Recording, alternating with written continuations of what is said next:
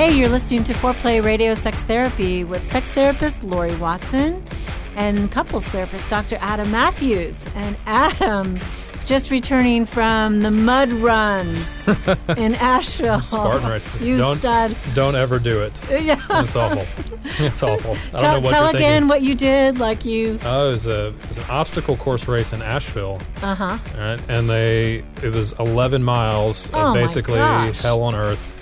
Yes. And we all paid like $150 to go to torture ourselves and go through this up a mountain, up like 1,200 feet vertical up, and then over 2 miles, and then it was terrible. Adam. I don't know why you did it. We did it for a medal. That's why we did it, Laurie. We do it for trophies. That's why men do these things, right? Yeah, there was plenty of women there too. I know. I don't know why they were doing it. Yeah, some of my neighbors are big mudders, and they're into it. They got their kids going. Yeah, the women and the men, absolutely. Yeah, fun. It was crazy. Good way to stay in shape, though. Yeah, well, and Asheville's beautiful. Yeah, it was beautiful. Had a nice burger at Juicy Lucy's. I highly recommend Juicy Lucy's, and then we went and got Vortex Donuts afterwards. And they're not paying us to say they're paying us nothing, but go eat a burger there. But I did tell Adam that sounded like a very sexual name of a restaurant. That's right. Juicy Lucy's. Okay, well, we're going to talk about inhibition for men. And if you want to find us, we love taking comments and questions. And we're on the web, which is foreplayrst.com.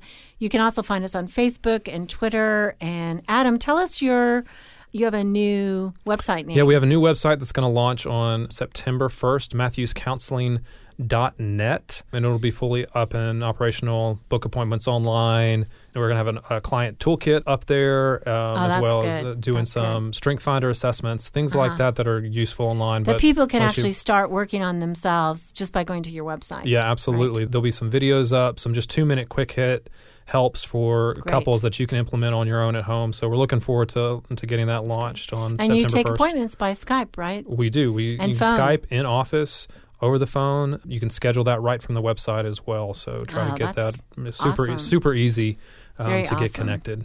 Good. For sure. So if you want to talk to Adam, contact him at his new website. Okay, so I think a lot of listeners out there think men are not inhibited, that men always want sex all the time. Yeah, I mean, that is the common cultural theme, isn't it, that men don't have any problems with wanting to have sex. Right, or wanting to do anything wild and crazy in bed. Right, but I'm sure you see clients, and I see them as well, where the woman is complaining in the relationship that her husband doesn't want to have sex with her. Right. It's so common. I would say for my clients, it's almost 50-50. Yeah. Would you say it's the same with yours? Probably not 50-50, but I definitely hear about it, men who are inhibited for many reasons. I mean, I often see a lot of couples in arranged marriages and couples who, by faith decisions or moral decisions, don't have sex. And so they don't necessarily know when they get married, what's going to be revealed, and they find all kinds of things being revealed in themselves that are inhibited, and men and women seem to have that. I mean, I think the big shock can be that a man doesn't want to do it, 24/7. That's a big one.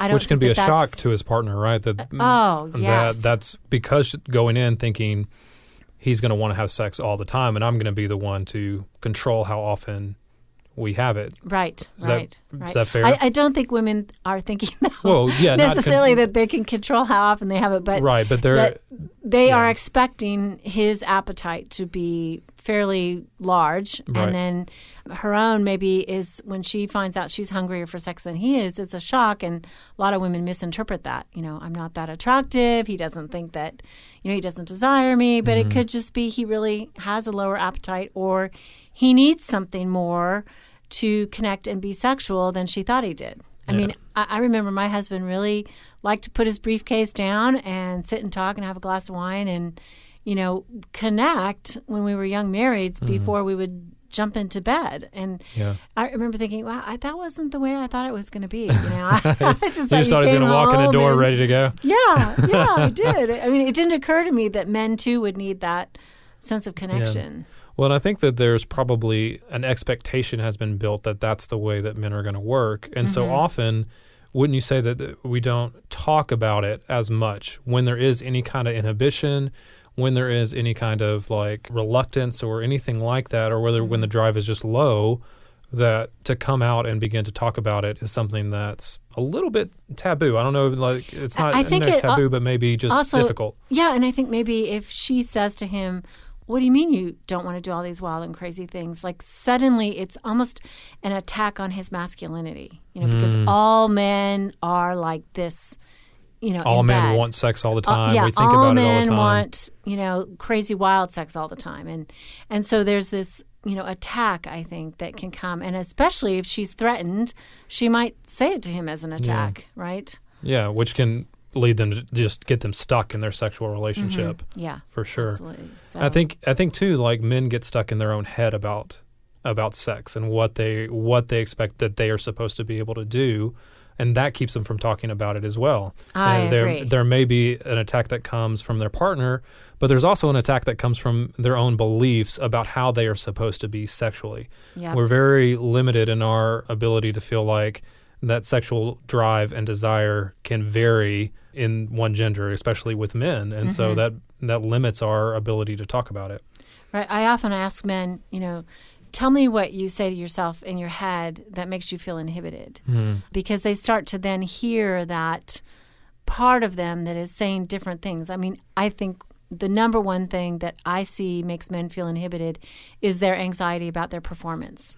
If they are afraid in any way I'm going to climax too quickly or I'm going to lose my erection or whatever, that inhibits them to go to bed, to be in bed in a really present, connected way because they're in their heads, and they withdraw very quickly. Yeah. You think that that's connected to the fear of performance is also about pleasing their partner as well, about bringing her to orgasm, like it being good for her and that being a fear as well? Yes. Some of the voices that are in there as well? Right. And they might be telling themselves, she's not going to like what I'm going to do or what I want to do to her, or she's not going to get there and it's going to be my fault, or maybe I'm inadequate as a lover, or my size is inadequate. I mean, I think men walk through our doors, Adam, and I really think they're terrified that the bottom line message that they're going to hear from the sex therapist is they're inadequate as lovers and they're just not big enough. Yeah, and here's a book about all the techniques you need to learn to please your woman. Yeah, that's the fear. And we're going to tell them what to do, and they're like, I just want to do what I want to do sometimes. Yeah, exactly. That's right. Yeah, I think I've heard as well that there's just, because it is so confusing, that a lot of times men don't have language for why they don't want to have sex. Or why they don't want to do a particular thing. Oh, yeah, or why they don't want to do a particular thing or try something new.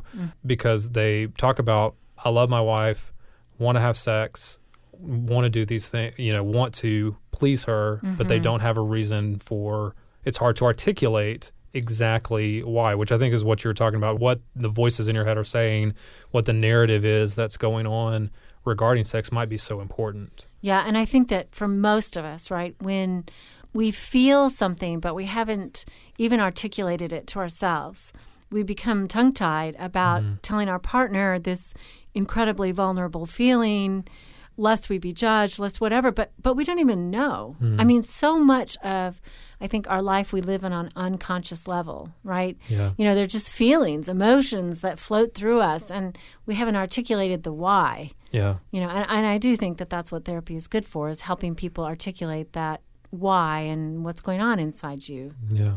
What are the other reasons that you hear besides just the being scared of performance? Are there other things that you're hearing on a regular basis about why men are inhibited with sex? Yeah, I mean, I think certainly they can be afraid of pregnancy, right? Maybe they are not ready to have a child, and so, they just shut down for that. I mean, even STDs, and of course we're speaking generally to committed couples, but, a lot of times that comes up. I've had a couple this week that, one of them had an STD that was new, and they'd probably had it for a very long time, but it was just evidenced. And so, their partner was like, I don't really want to do anything with you right now. And I mean, there can be just fear. What does it mean that you have this, all the negative consequences of having sex with a partner? And, am I going to catch something? Yeah. All that. That's something, too, that I think is, again, goes back to some cultural narratives that are very prominent, which is that sex always leads to something bad. right? That especially early on, we hear about those things you mentioned, pregnancy, STDs, whatever, that really kind of lead us to continually think that in the back of our heads that this is going to, the consequences of sex are going to be bad. There's something really bad that's going to happen, right? Yeah, that's right. I mean, there still is kind of a puritanical, moralistic, or, just fear messages that we get from our childhood. And it kind of associates, I think, desire with a fear response. I think you're right. Yeah. I think that can totally curtail people in bed. Well, let's take a little break. You're listening to Foreplay Radio Sex Therapy with Laurie Watson, sex therapist, and Dr. Adam Mathews, and we'll be right back.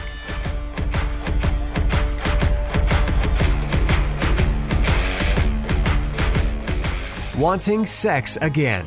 How to rediscover desire and heal a sexless marriage by certified sex therapist Laurie Watson. Each chapter is designed to fix one of the problems that cause low libido, from early marriage through the childbearing years, even all the way through menopause. I've also had men read it and tell me that for them it was the most hopeful thing they read about resolving sexual problems. Look for Wanting Sex Again on Amazon.com. You can also talk to Laurie Watson for therapy in person or via Skype. I offer couples counseling and sex therapy, and I think about both aspects of the relationship, emotional intimacy and sexual technique, and that combination together helps marriages be happy. Improve your sex and improve your relationship with Awakening Center for Couples and Intimacy. Find out more at awakenloveandsex.com and sign up for their next couples retreat weekend, hosted by Laurie Watson. awakenloveandsex.com. Awaken what's possible.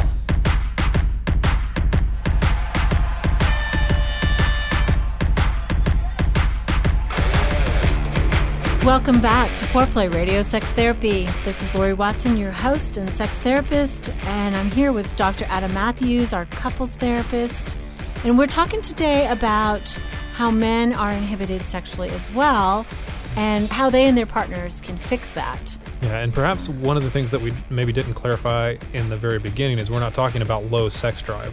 Right, not necessarily. Right. This is something different that we're talking about. I think I'm thinking more about how men particularly might find themselves disgusted at a particular act, or they're not as experimental as their partner. They're maybe not as spontaneous. They're not up for it whenever, whatever, particularly I think the whatever. I had a patient who was talking about it and said her husband traditionally was kind of needed forewarning about they were going to be sexual, and she dragged him from his office, it was at night, and wanted to kiss him in her bedroom. And she was standing in the bedroom. It was in the dark.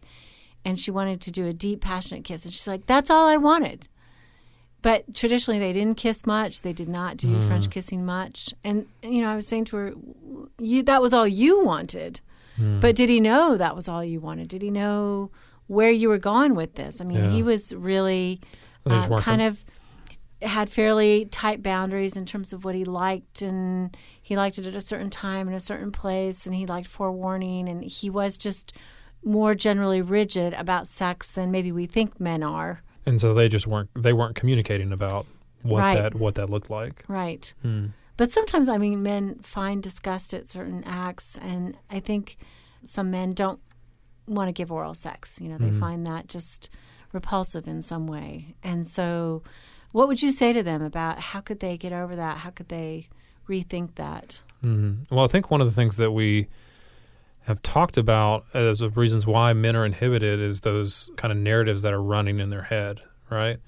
The more that we become aware of what those are concerning sex and our sex lives, and what are the messages we've been handed down from our families, what are the messages we've been handed down from culture, our society, that we've kind of bought into that's keeping us from being fully sexual with our partners. I think becoming aware of those seems to be one of the ways that we can start to kind of fight back against those and being aware of how they're limiting us. Especially, I think one way I would like our listeners to do it is just to ask yourselves, kind of rapid fire, free association. Women like sex this way. Men want sex that way. This is what I believe men and sex means, like just free associate, go for it. Like whatever comes out of your mouth, listen to your sort of more deeply embedded beliefs about the genders and what they feel about sex before you even start to examine maybe what might go wrong between you and your partner about it. And Laurie, it seems like that exercise,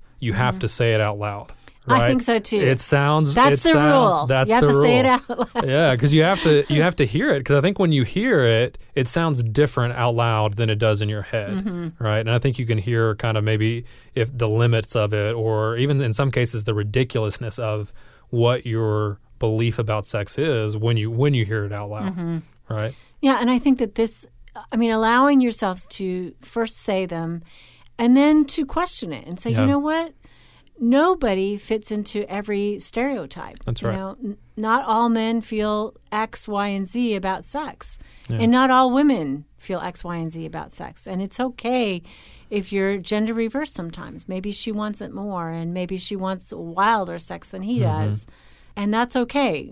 Then they can at least start to talk about it and then get through to each other instead of being stuck in that cultural narrative, like you say. Yeah.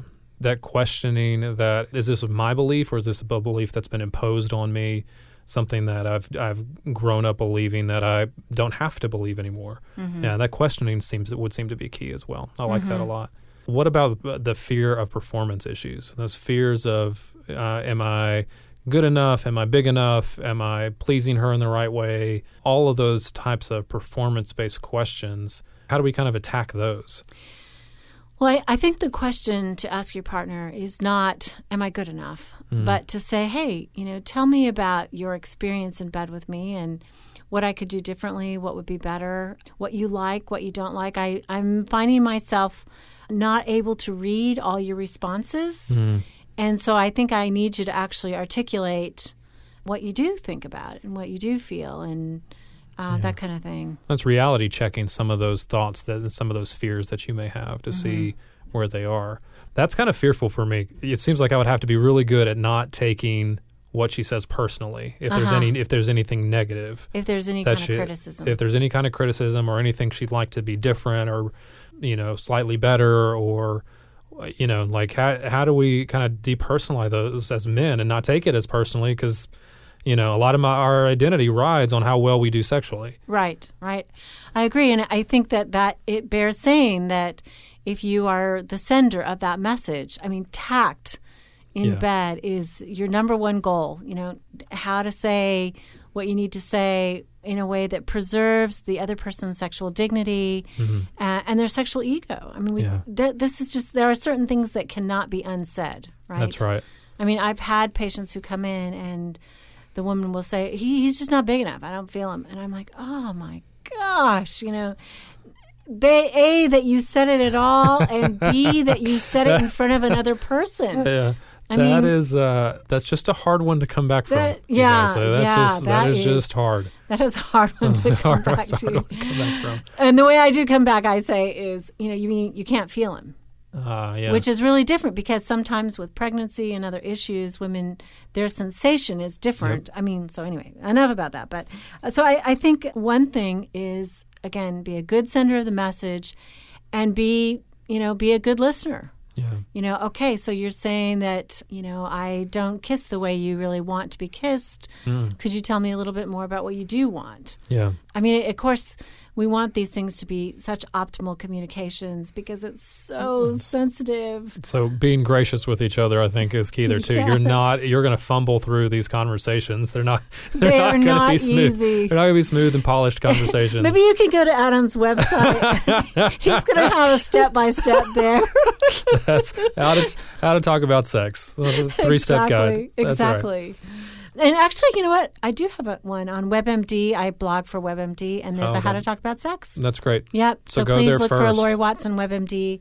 It's second opinion, and so you can find something there that does guide you a little bit at least. Yeah. I think that one thing is when we have inhibition, we're turned off, and it feels very intrinsic to our being. We do not want to do something that perhaps our partner wants us to do. It's deep inside us. But a lot of times we have a system that we are sort of following that turns us off. And I think that's focus. Yeah. So maybe, you think, well, I don't like my partner. I had a friend recently told me didn't like their partner's smell. Oh, yeah. But her partner was a smoker. Okay. And it was probably fixable. And she was able to set that aside by saying, okay, this is the smell of his skin when he's smoking, and he is that, but he hasn't always been a smoker. And, maybe we could talk about how that might enhance her sexual pleasure to have him stop smoking, healthy and, right. And she was actually able just to let it go. Yeah. Just realizing that was what she didn't like. She refocused on the things, he was very passionate. Yeah. And she loved that. So she focused on that. So then that sounds like a refocus on him as well, as opposed to focus on the thing that was disgusting her, the thing that was turning her off. Mm-hmm. Right. And I think men's inhibition sometimes is about, they're used to viewing pornography where the woman is willing and ready and they don't have to do anything to arouse the image. And so some of the turnoff is they're expecting to be aroused. They don't realize it has to be self-generated. Yeah. So they're not focusing on they're not focusing on what turns them on. They're focusing on what turns them off. Right. Yeah. She's not into it. Yeah. And they focus on that versus realizing there's so much that can be fixed in that by their own efforts. Yeah. I think, too, that sounds like as well that if the couple can start off on something that they know turns him on, something they know that is arousing for him, that might get over some of those inhibitions, because when we're aroused, we're much more likely to do things that we wouldn't normally do. It lowers inhibition. Absolutely. Right? And so starting in a place of where we know this does turn. This is good. This is good. This is safe. This is good. Get to a point of arousal before going to the act that maybe has been a turnoff before. Yeah. And I mean, even when you said that word, this is safe, I know, I got to say again, I know there's a large proportion of men out there that are just rolling their eyes at us, Adam, today. Like, safe, oh, for crying out loud, it's all safe, it's all good. They don't necessarily relate to the male who is inhibited. But I know women out there do, and they do have partners, male partners, who sometimes they want more than he does, and they want it, differently. So, I just reacted to that word, safe. Yeah, I can understand that. I think that would be. I might roll my eyes at that too if I heard it on a podcast. But I also know that everybody's different, and that's why I think a lot of guys are going to roll their eyes at the title of just he's inhibited, or why he's inhibited in the first place. But the guys that need to hear that this is common, and it's not every guy's different, and this is not widespread where they all are willing just to jump in and go for it automatically. You're right. I think there's more inhibition too in men. I wanted to talk about 3 specific things. Yeah. Their body image, this fear of an STD, and getting their wife pregnant. So I think in terms of body image, there is a lot more pressure on men to look hot and look great all the time. And that's new. I mean, I think men your age, right, much more pressure than there were when I was growing up. There was a lot of pressure on women, not so much on the guys. Yep. But I think some men come to the bed feeling like, I don't like my belly, I don't like this, and so they don't move as much. They're more inhibited. Would you say anything to? Yeah, more passive in bed. Would you say anything to them about how they can get over that? Well, I think that if they're doing things that are Adam, who just ran the mutter. Well, I was going to say, like, most of those guys that ran it shirtless and in some really tight pants. Like, so like there was obvious that what was happening, like men, the pressure for men to feel that, it was kind of obvious that's something that is new. I mean, eating disorders in men are on the rise, body dysmorphic disorders, stuff like that are on the rise for guys. And so I think there are some simple things without going overboard to those levels that they can do. You mentioned smoking. Stop smoking. Like, that's going to give you a lot more confidence. Exercise, for sure. Eating right. Some of those things that naturally kind of boost your confidence level.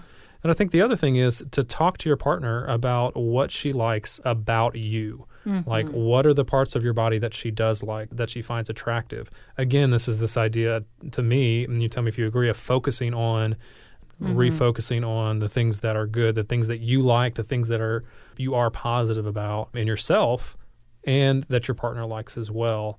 And that being what kind of, quote unquote, drives you in the bedroom. Right. And I think that when we're self-conscious, we tend to focus on the self and our flaws, and that diminishes sexual pleasure and arousal.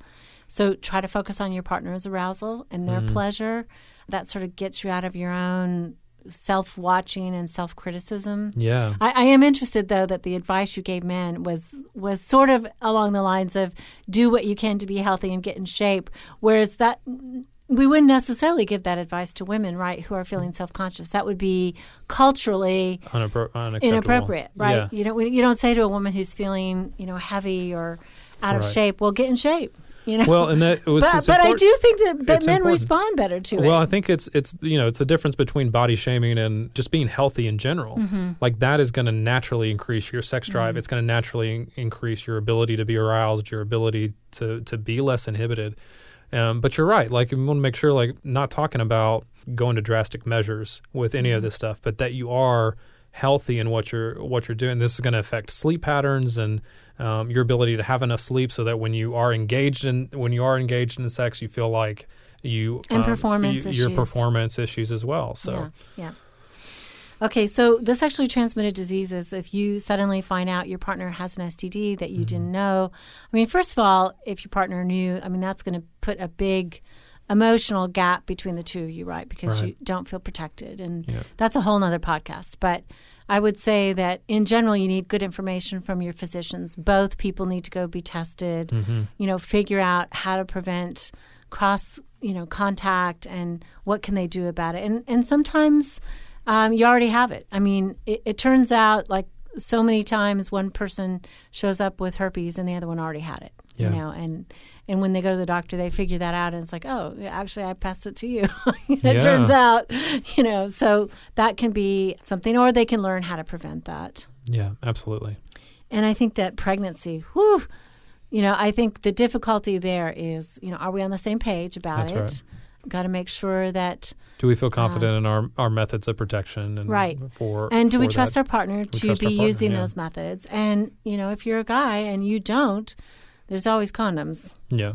I mean, I sometimes I do wonder, men who say, well, she said she was taking the birth control pill, and it's like, okay, you doubted that. You doubted it at the time. You need to protect yourself if you're not ready for a child. Yeah, absolutely. I think that's the first step. The other step is that if you're in a relationship with that person and you don't trust that they're doing what they say they're going to do, let's come see a therapist. How about it? Let's talk about that issue, because that's going to have further implications outside of the bedroom as well. Right, Mathews Counseling. .com? .net. .net. Mathews with one T. Okay, good. And you can find us too at awakenloveandsex.com. I'm there as well. Okay, so thank you for listening to Foreplay Radio Sex Therapy. We are so grateful to have you as listeners. We love doing this. We love talking about sex and trying to educate you and help you have sex that's hot. We want you to keep it hot. Yep, that's right. Hey, help us stay on top here at Foreplay. We'd love it if you would subscribe and share it with your friends. And please take 1 sec and rate and review us. Thanks so much.